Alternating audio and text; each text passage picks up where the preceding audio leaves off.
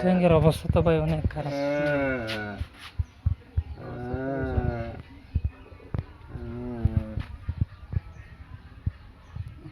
ডাক্তারে কি জব দিয়ে দিছে?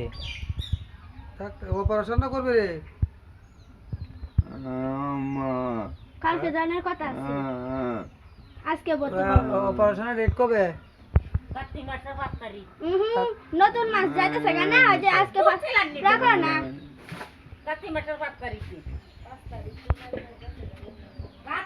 তোমার আব্বা নাকি? হ্যাঁ, এই শরীর বাপ।